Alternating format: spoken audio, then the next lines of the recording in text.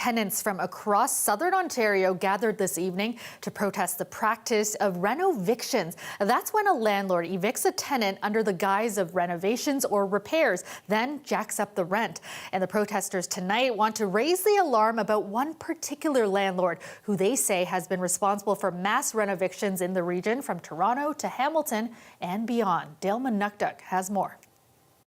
Don't let shady tactics scare you. The sounds of the holidays remixed for protest. Many of these people here are tenants from across southern Ontario, all being evicted. Tenants from 80 Guestville Avenue in Toronto were issued notices by the Landlord and Tenant Board in September, advising residents their leases will be terminated at the end of January 2025. No, I don't leave. No, I don't leave. I stay in the building. I don't know what is the consequence, but I stay in the building. The reason for the eviction notices is to do extensive renovations to the units, changing them to open concept layouts. These long-term tenants aren't buying that. They say the owner of the building, Michael Klein, is practicing bad faith REN evictions across the country and chose to protest outside his Toronto home. I live 35 years in the building.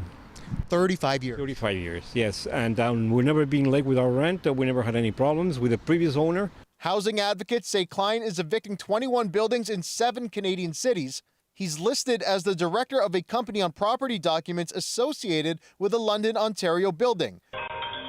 Tenants say this video shows Klein ripping down their protest posters. CBC News tried to contact him for his story more than a year ago, but didn't receive a response. We also tried to call the contact listed on the notice given to the Guestville residents.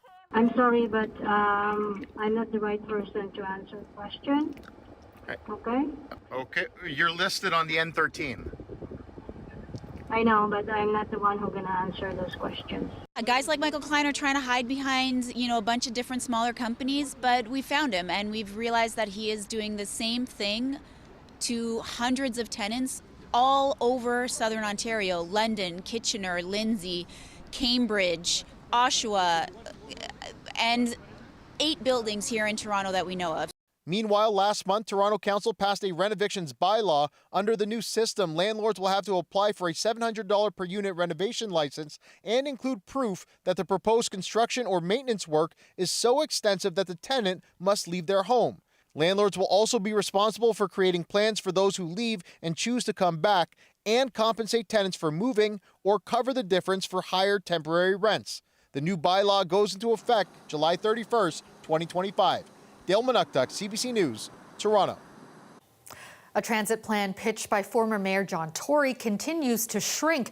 City councillors tonight agreeing to reduce the number of stations associated with SmartTrack. Municipal Affairs reporter Sean Jeffords has the story. It was John Tory's signature campaign promise in 2014. SmartTrack. We will get this done. We will get it done on time and on budget.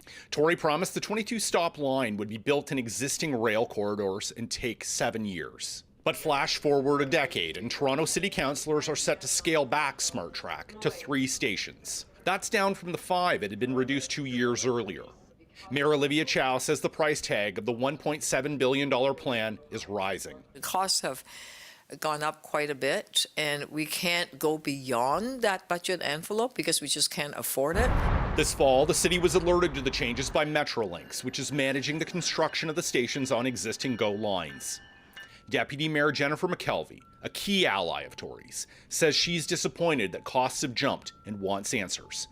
She wants confidential reports about the increases released to the public. I am most disappointed that Metrolinx's cost estimates have gone up again since last June. I will also be asking them to have a third-party review of those costs and the cost escalations. Council is being asked to consider keeping a combination of 3 stations. That includes East Harbour and Bloor-Lansdowne. They'll have to choose whether to keep the station at St. Clair Old Weston in Midtown or Finch Kennedy in Scarborough. Councillor Josh Matlow is a frequent critic of John Tory and SmartTrack. He says the city is on the hook for nearly $900 million of this project at a time when it desperately needs the cash to maintain other parts of its transit system. It is such a betrayal of Torontonians' trust. SmartTrack has proven itself to be nothing more than a dishonest branding exercise in John Tory's 2014 mayoral campaign. Councillor Paula Fletcher's ward includes the East Harbour station, but even she thinks returns on the transit plan diminish with each passing year. I think this got a little out of control. We had a lot of stations to start with. We had a lot of money invested to start with. Now we have less stations than we started with and more investment than we started with. So it's not the best deal for the city. In the end, councillors will keep the station in Midtown, and they'll ask the province to pick up all of the costs on the remaining 2 SmartTrack stations. But it's not clear if Ontario will be willing to contribute more to a plan pitched by a mayor now out of office and unable to keep the project on the rails. Sean Jeffords, CBC News, Toronto. King and Spadina remains closed tonight and is expected to stay that way until at least the end of the week. This after a garbage truck collided with overhead streetcar wires yesterday morning. Crews are continuing to work around the clock to repair the damaged cables. Chris Glover has more on how that's going. King and Spadina still impassable. Day 2 of a debacle that's shut down the key intersection. I think it's kind of stupid. It's like one person caused all this problem, all this trouble. So it should have been, I don't know how they can make that mistake. That's what police and transit officials are still trying to figure out, how a garbage truck with its bin up crashed into the streetcar wire network overhead Tuesday morning. Still today, shuttle buses and detours remain in effect for the 504, 508, and 510 streetcar lines. Have people been keeping their cool, or what are you finding? Well, we appreciate their concerns, right? Everybody's going to work, and there's little hiccups, but we're trying to move them. The fact that it's now inconvenienced, I don't know, thousands of people. I just need to go like 2 blocks. It's really not that far, but it takes so long. Transit rider Kasia Jakarsezian, one of countless commuters thrown off course again today. I thought it was funny at first, and then I realized the gravity of the situation, and thankfully no one was hurt. Everything went red, like a fire. It was no flames or nothing, but everything went red after the big bang. This eyewitness told me Tuesday she narrowly escaped the dangling charged wires after the initial impact. It would be no different than kicking the plug out from your computer when you walk by and seeing that spark come out of the wall, except times, a lot more. The TTC confirming her story today as it continues to investigate the mangled mess. They're still sort of assessing exactly where the damage is, what the extent of it is. Initially, authorities said reopening the intersection would take up to 12 hours, but now the TTC is saying restoring these wires safely could take until the end of the week, with crews working around the clock. And yet all the dangling wires are already gone. The network of cables overhead looks like it's been elevated and stitched back together. Explain for people who look at this and see, oh, it looks fine. Why is that taking so long? As you've showed it earlier, there's a lot of intricacies in this network. There are a lot of interdependencies. It's about tension and suspension, so we have to make sure the poles can withstand all of the pressure that these cables put on the overhead network itself. Plus, once crews are confident the network is repaired and will hold up, they still have to allow time to restore the power and start running test cars. A frustrating timeline for people who use transit daily. Some who have a message for whoever caused this. There's an accountability there. If you have your license, if you're being employed, it's also your responsibility to be aware of where you're driving and what you're doing. So far, GFL hasn't responded to requests for comment, and Toronto police haven't laid any charges. I would assume it's longer. I mean, they tore up the entire track system, so I can't imagine it'll be finished by the end of the week.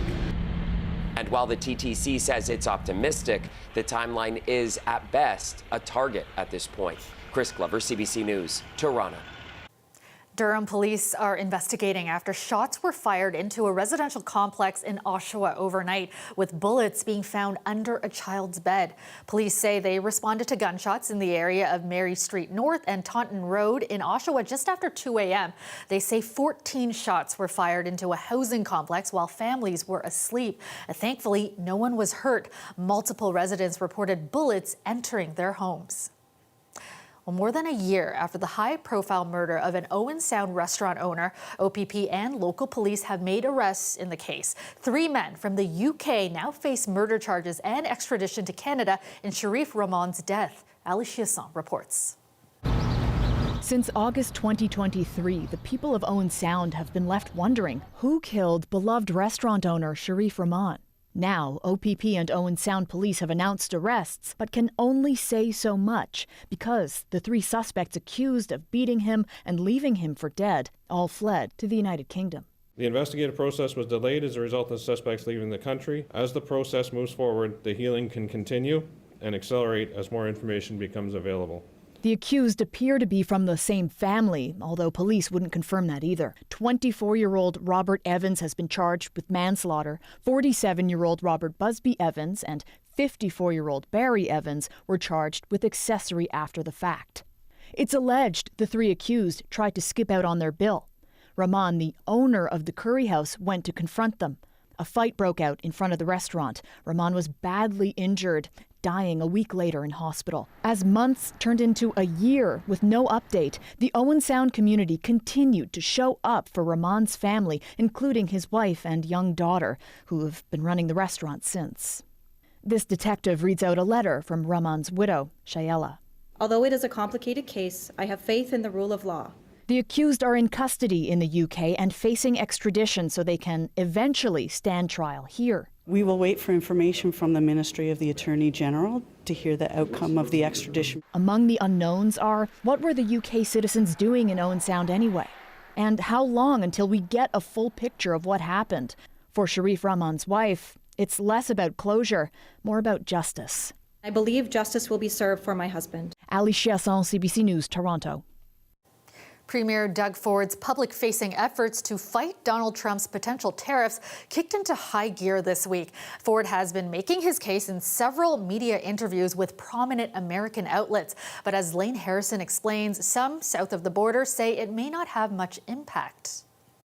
I'd love to sit down with the president, businessman to businessman, and have a conversation with him. Premier Doug Ford was in living rooms across America Tuesday night, speaking to CNN's Aaron Burnett about why Canada isn't the enemy, as the potential for Donald Trump's 25% trade tariff threat gets closer and closer. I love the American people. I spent 20 years of my life there in Chicago, in our Chicago facility in New Jersey. I love Americans. I love the U.S. Ford also lent his voice to articles in other American outlets like the Associated Press and New York Times, but how much of an impact it will all have is up for debate. To be honest, while Ontario is, I guess in population, is probably the leading province and leading trade with the United States, nevertheless, what a provincial premier says doesn't get much attention in the U.S. He says that's because it's seen as a federal government to federal government issue, not province to state. But one thing Ford has threatened could get people's attention: cutting off energy exports. I mean, all Canada would have to do is interrupt electricity for Monday, Wednesday, and Friday, and that would be well noticed. Blackouts are something that get people's attention. Though some other premiers have not followed suit, Alberta's Danielle Smith says her province won't cut off oil and gas exports. And when asked about his threat on CNN, the premier shifted focus. That's the last thing I want to do. I want to sell more electricity, more power to our U.S. friends and closest allies in the world. But that's a tool that we have in our toolbox. Trump is using the tariffs to force Canada to bolster border security. As chair of the Premier's Council, Ford has been front and center throughout the saga, instead of the president-elect's direct counterpart, who's facing scandal in Ottawa. Mr. Ford is more visible because Mr. Trudeau's in crisis, doesn't have the time to really expend on this file. But it's not like he's really connected to the levers that are going to be making the final decisions. So it's hard to see him really as a leader on this file. That expert says, faced with an inability to negotiate with Trump directly, Doug Ford's solution is to do what he can, like speaking to Americans. He says that may be beneficial for Canada because Ford may be able to tap into a conservative Trump base that wouldn't listen to Justin Trudeau. Lane Harrison, CBC News, Toronto. Welcome back. A giant replica of a popular character on a CBC children's series is currently sitting at the bottom of the Welland Canal in St. Catharines. The vessel, designed in the likeness of Theodore Tugboat, started sinking yesterday at a shipyard where it is docked for the winter. Greg Ross has the details. You can see that this 65-foot life-size replica, well-known children's character Theodore Tugboat, has toppled over and is now partially submerged. In a press release from the company that owns this boat, they tell us that it started taking on water last night while docked here at a shipyard just on the other side of the Welland Canal. As a result, it started to sink, and that is why you see it in the position that it is in now, partially underwater. They tell us that it is resting on the bottom in a shallow part of the canal right beside the dock there. They also say it's unclear why it started taking on water. This is a tugboat that was built almost 25 years ago in Dayspring, Nova Scotia. The company tells us that the boat, called Theodore II, is an ambassador of Canada's maritime industry. It's an advocate for clean water strategies and promotes the restoration and protection of the country's waterways and the Great Lakes. We heard from one supporter who actually came down here this morning to see the boat in person. It's unfortunate to hear that Theodore II has had a bit of an incident, to be honest with you. You know, it's a vessel that I've had some experience with. I did some film work for them a few years ago, just showcasing the vessel, talking to the people that own and operate the vessel, speaking with the captain, and learning a bit of the history from the vessel. So to see it, sitting, slanted, stuck on the bottom of the canal is a little bit of a surprise, and I know a lot of people love Theodore too, so we're all hopeful that it can be salvaged. A spokesperson for the company that owns Theodore II tells me that right now it is all hands on deck for employees as they try to get this boat upright again. They have a crane that appears to be holding it in place where it sits now. They are hoping to refloat it as soon as possible, but right now they are unable to give me a timeline. Greg Ross, CBC News, St. Catharines. The City of Toronto is temporarily waiving fees to adopt larger dogs. As city officials say big dogs tend to stay in shelters longer than small dogs. The campaign ends on Friday, and as Michelle Song tells us, the hope is that more pups can find their forever home. You're a good girl. S'mores is considered to be a gentle giant. She was found as a stray and dropped off at this shelter. She's been here for over 3 months, and she really wants a family. Hi. But S'mores is a big husky, and her size, unfortunately, doesn't make her popular. I think our small dogs and our puppies, we know that we'll put them up on our website, and very quickly they will be adopted. But we can't say the same for large dogs. According to the city, big dogs stay in shelters 1.5 times longer than smaller dogs. So their campaign, Big Dog Equals Big Heart, is waiving the adoption fees for dogs 50 pounds or heavier. We really wanted to shine a spotlight on the fact that our shelters are always filled with big dogs. Toronto Animal Services say in a city like Toronto, where people tend to live in smaller spaces like condos, adopting a husky, for example, could feel intimidating. But the shelter encourages people to pay them a visit. Give them a chance, come in and meet them, learn about what makes them tick. Sit. Give me a paw. Good boy. Give me the other paw. Good boy. Thomas Meyer made that visit to the shelter after seeing a social media post about Hugo, and it was love at first walk. And it's one of those things where you just kind of know that they're going to come home with you. Hugo was rescued by Animal Services after he was abandoned and found tied to a tree outside one of their shelters. But after a traumatic experience, Hugo found a new home and a new friend. I don't believe that the size of an apartment or even a yard has anything to do with the size of a dog that you get. Meyer hopes that other potential dog owners will make that visit to the shelter and give big girls like S'mores a chance. Just in the first week of the campaign, 12 big dogs have been adopted, and the city hopes to double that number by the end of this week. Michelle Song, CBC News, Toronto.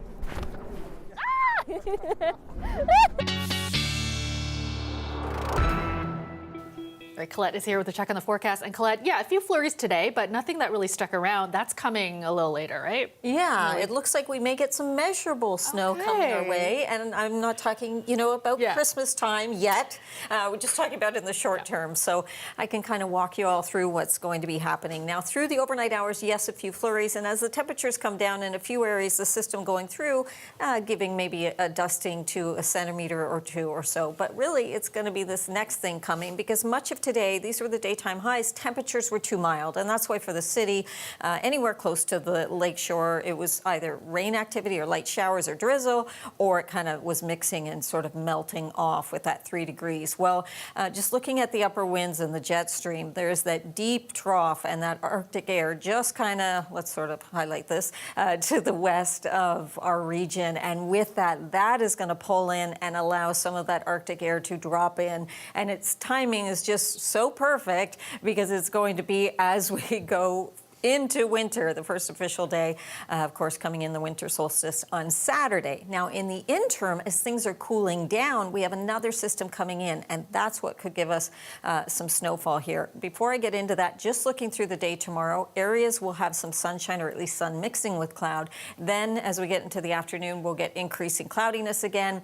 For the GTA, it will be after midnight before this next system moves in and we see that light snow developing earlier into southwestern Ontario. So it's more of an early Friday event. It's more of a kind of later morning, midday carry-on thing as we go through the GTA, and in fact the Golden Horseshoe. And watch out there at Hamilton, Burlington, the western end of Lake Ontario, with an easterly wind off the lake and that enhancement. That's where we could have some more significant snowfall rates and amounts. So this model wants to push it up, that kind of range from Oshawa to Hamilton, 4 to 8 centimeters. That's possible. The 6 for Toronto, the winds would have to shift a little bit, I think, for us to see that much.